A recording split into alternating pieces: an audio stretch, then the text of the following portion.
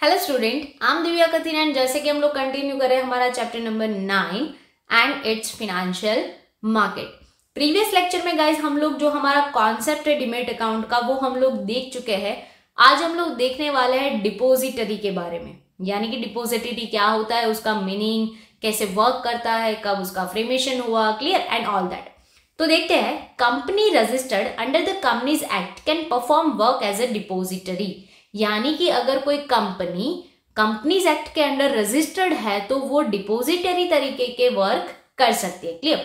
Depository act came in force from अगस्त 1996, यानी कि depository act कब फ्रेम हुआ तो कि 1996 अगस्त में। गाइज रिमेंबर, मैंने पहले भी बोला है प्रीवियस लेक्चर में कि इस चैप्टर के जितने भी मतलब ईयर्स है, डेट है, वो इंपॉर्टेंट है फॉर 1 मार्क और मे बी एमसीक्यू के लिए भी। क्लियर। देन है depository have to obtain certificate of registration from SEBI. Of course जो स्टॉक एक्सचेंज है वो डिपोजिटरी के थ्रू चलता है, यानी कि उसमें रूल्स रेगुलेशन सब कुछ ये फ्रेम करेगा, बट इसको खुद को सेबी यानी कि security exchange board of India के अकॉर्डिंग चलना पड़ेगा, उसको वहां पे रजिस्ट्रेशन करवाना पड़ेगा और उसका सर्टिफिकेट क्लियरेंस का लेना पड़ेगा। उसके बाद ही वो डिपोजिटरी पार्टी की तरह वर्क कर सकती है। क्लियर। फिर देन आफ्टर है depository is regulated by the depository act and SEBI. उसको डिपोजिटरी एक्ट को भी फॉलो करना पड़ेगा और साथ साथ में सेबी के जितने रूल्स रेगुलेशन है उसको भी फॉलो करना पड़ेगा। Clear. Demat account and dematerialisation are at the centre of depository process. अब डिपोजिटरी जो भी पार्टीज है वो ज्यादातर डीमेट अकाउंट के थ्रू, नॉट ज्यादातर but always 110% right now demat account के थ्रू ही वर्क करती है। बट यहाँ पे ऑप्शन है कि अगर आपको फिजिकल फॉर्म में वर्क करना है तो इन्वेस्टर जो है वो वैसे वर्क भी कर सकता है, बट जनरली ज्यादातर राइट नाउ लोग डीमटेरियलाइजेशन के थ्रू जाते हैं, यानी कि आपको पेपर वर्क में काम नहीं करना है, आपको सारा वर्क ऑनलाइन अवेलेबल हो जाएगा। क्लियर। फिर देन आफ्टर है प्राइमरी फंक्शन। डिपोजिटरी के प्राइमरी फंक्शन कौन से होने वाले हैं तो convert physical securities into electronic form, यानी कि डीमटेरियलाइजेशन। पहले के जमाने में कैसे वर्क होता था, प्रॉपर पेपर वर्क होता था, अब हम लोग क्या करेंगे उसको कंप्यूटर के थ्रू इलेक्ट्रॉनिक फॉर्म में कन्वर्ट कर देंगे, यानी कि हम लोग ऑनलाइन ये सारे ट्रांजेक्शन इजीली घर बैठे ही कर सकते हैं। Preserve it into electronic form. अब उसको इलेक्ट्रॉनिक फॉर्म में प्रिजर्व भी करना पड़ेगा, क्योंकि अगर चलो किसी इन्वेस्टर को कोई रिक्वायरमेंट है या फिर फ्यूचर के किसी भी कोई प्रॉब्लम के लिए अगर हमें ये जो भी डॉक्यूमेंटेशन है उसकी रिक्वायरमेंट हुई तो वो हमारे पास पहले से प्रिजर्व होने चाहिए। क्लियर। यानी कि डिपोजिटरी पार्टीज के पास। देन है service related to transaction of securities. Securities के जितने भी ट्रांजेक्शन होंगे, यानी कि selling, purchasing and all that, तो उसके रिलेटेड सर्विस प्रोवाइड करने का काम किसका है तो कि डिपोजिटरी का है। क्लियर। तो वो उसको पहले तो कन्वर्ट करेगा, कन्वर्ट करे हुए फॉर्म यानी कि इलेक्ट्रॉनिक फॉर्म को प्रिजर्व करेगा एंड देन आफ्टर ट्रांजेक्शन के रिलेटेड जितनी भी सर्विसेज है उसको अलाउ करेगा, यानी कि अवेलेबल करेगा। यहाँ पे ज्यादातर 2 जो डिपोजिटरी पार्टीज है वो इंडिया में वर्क कर रही है। तो फर्स्ट वन है एनएसडीएल एंड सेकेंड वन है CDSL. Guys note that this both depository parties are very very very important question for your board examination. NSDL आपको अलग से पूछा जा सकता है, सीडीएसएल आपको अलग से पूछा जा सकता है, या तो फिर आपको डिपोजिटरी पार्टीज ऐसे करके भी क्वेश्चन पूछा जा सकता है। अगेन इसके जो फुल फॉर्म है वो भी 1 मार्क के लिए बहुत ही ज्यादा इंपॉर्टेंट है, यानी कि ओवरऑल ये क्वेश्चन बहुत ही ज्यादा इंपॉर्टेंट है। तो राइट नाउ प्रेजेंट में 2 डिपोजिटरी पार्टीज ऐसी है जो इंडिया में वर्क कर रही है। तो फर्स्ट वन है एनएसडीएल। एनएसडीएल का फुल फॉर्म क्या है तो कि national securities depository limited and CDSL का फुल फॉर्म क्या है गाइस तो कि सेंट्रल डिपोजिटरी सर्विस लिमिटेड। तो फर्स्ट वन हम लोग देखते हैं कि एनएसडीएल के बारे में। अब एनएसडीएल का अलग से क्वेश्चन आपको 2 या 3 मार्क में पूछा जा सकता है और सीडीएसएल का भी सेम इज इट इज 2 और 3 मार्क में पूछा जा सकता है। Clear. NSDL is a public company form under the companies act, यानी कि एनएसडीएल क्या है, one type of public company है और कंपनीज एक्ट के अंडर फॉर्मेशन हुआ है उसका, यानी कि रजिस्टर्ड है। It was registered with SEBI in 1996, यानी कि सेबी के साथ ये रजिस्ट्रेशन हुआ था इसका 1996 में, उसके अंडर रजिस्ट्रेशन हुआ था। इट्स प्रमोटेड बाय, यानी कि इसको बनाने के लिए किसने सबसे ज्यादा पहले मेहनत की थी तो कि national stock exchange and collaboration of some financial institute, यानी कि इन लोगों ने मिलके NSDL का फॉर्मेशन किया था, क्लियर, प्रमोट किया था।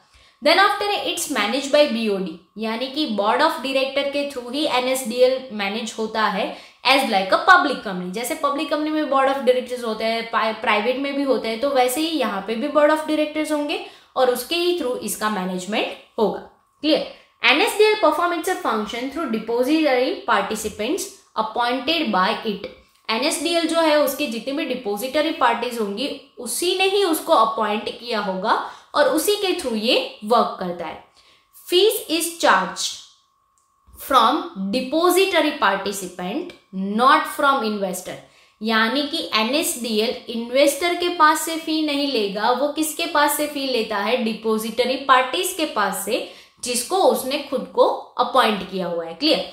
इन्वेस्टर नॉट टू पे एनी फीस टू NSDL, हमें अगर किसी के सेलिंग परचेजिंग करना है यानी कि हम इन्वेस्टर हुए तो हमें कभी भी कोई भी फी NSDL को पे नहीं करनी होगी, clear. Investor pay some fees to depository participant, यानी कि अगर मैं आपको राइट नाउ करंट उसका एग्जांपल देती हूँ तो वो क्या हो जाएगा, जीरोधा फॉर एग्जांपल। तो हमें अगर कोई फी चार्जेस पे करना है तो हमें जीरोधा को करना है और जीरोधा NSDL को पे करेगा, डायरेक्टली हम कभी भी NSDL को फी पे नहीं करेंगे, clear. Investor pay some fees to depository participant, provides service for, अब जो NSDL है वो किसकी सर्विस प्रोवाइड करता है, तो कि डीमटेरियलाइजेशन, यानी कि पेपर वर्क से इलेक्ट्रॉनिक वर्क में, यानी कि मटेरियलाइज से डीमटेरियलाइज में, क्लियर, इलेक्ट्रॉनिक फॉर्म में, यानी कि ऑनलाइन टोटल वर्क होगा। रीमटेरियलाइजेशन, अगर आपका same as it is work आपको वापस से कुछ अपडेट करके या फिर उस इनोवेटिव आइडियाज के साथ इंट्रोड्यूस करना है तो रीमटेरियलाइजेशन भी यहाँ पे प्रोवाइड किया जाता है service. Then electronic settlement of transaction, transaction के जितने भी इलेक्ट्रॉनिक सेटलमेंट्स है यानी कि ऑनलाइन, वो सब सर्विस प्रोवाइड करता है। यानी कि अगर हम लोग जो भी हमारे शेयर है वो सेल करते हैं तो डायरेक्टली हमारे अकाउंट में से डिडक्ट हो जाएंगे, अगर हम परचेस करते हैं तो हमारे अकाउंट में ऐड हो जाएंगे, क्लियर। तो ये क्या हुआ, electronic settlement of transaction. Then crediting right, अगर इन्वेस्टर के पास कोई राइट है तो उसको क्रेडिट करना पड़ेगा। Bonus share in customers account, अगर किसी कस्टमर को बोनस शेयर अवेलेबल हो रहा है, उसको मिल रहा है, तो उसके अकाउंट में उसको क्या करना पड़ेगा, क्रेडिट करना पड़ेगा और उसके रिलेटेड जितनी भी मतलब प्रोसेस है वो सब करेगा। फ्रीजिंग कस्टमर्स अकाउंट, अब अगर किसी कस्टमर को फ्रीजिंग की रिक्वायरमेंट है, फॉर एग्जांपल अगर वो कहीं आउट ऑफ कंट्री जा रहा है और उसको 1 ईयर या 2 ईयर के लिए अपने अकाउंट की जरूरत नहीं है तो वो अपना अकाउंट फ्रीज करवा सकता है। या तो फिर मे बी इट्स पॉसिबल कि किसी की डेथ हो जाती है तो उसके जब भी सक्सेसर डिफाइन नहीं होते, यानी कि उसके जो वारसदार मतलब कोर्ट का लीगल नोटिस नहीं मिल जाता, तब तक उसका अकाउंट भी अगेन फ्रीज हो जाएगा, क्लियर।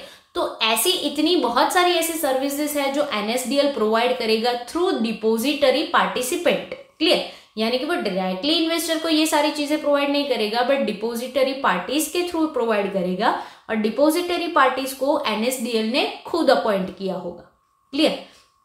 फिर हम लोग देखते हैं CDSL, यानी कि central depository service limited, clear. CDSL was incorporated in 1999, यानी कि जो NSDL है वो 1996 में आया था, ये 1999 में आया है with collaboration of Bombay stock exchange and banks.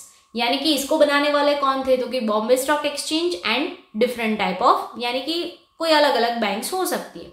उसका मेन ऑब्जेक्टिव क्या है, तो कि to provide easy and safe services to investor. इसका मेन ऑब्जेक्टिव यही है कि वो अपने इन्वेस्टर को बहुत ही easy and safest service provide कर सके। List of participants registered on its website, यहाँ पे जितनी भी कंपनीज यानी कि जितने भी पार्टिसिपेंट्स रजिस्टर्ड होंगे उन सबका लिस्ट वेबसाइट पे अवेलेबल होगा, तो हम लोग ऑनलाइन चेक कर सकते हैं, क्लियर।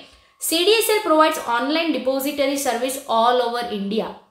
ऑल ओवर इंडिया में कोई भी ऑनलाइन सर्विस आपको CDSL के थ्रू मिल जाएगी। All over India all services of depository of CDSL and NSDL are available, यानी कि हमारे पूरे इंडिया में NSDL की और CDSL की दोनों की सर्विस हम लोगों को मिल जाएगी to investors at door as the depository participants are connected electronically with that. यानी कि हमें ऐसा जैसे डोर टू डोर सर्विस मिलता है ना, वैसा सर्विस मिल जाएगा just because of NSDL and CDSL, because ये हमारे साथ इलेक्ट्रॉनिकली कनेक्टेड है, यानी कि ऑनलाइन कनेक्टेड है, हम लोग कभी भी कोई भी ट्रांजेक्शन ऑनलाइन इन दोनों के थ्रू कर सकते हैं, यानी कि इन दोनों की जो भी डिपोजिटरी पार्टिसिपेंट है उनके थ्रू कर सकते हैं। Clear guys? तो ये हुआ हमारा डिपोजिटरी यानी कि NSDL CDSL। Remember guys, NSDL CDSL दोनों सेपरेटली भी पूछे जा सकते हैं और साथ में दोनों भी पूछे जा सकते हैं।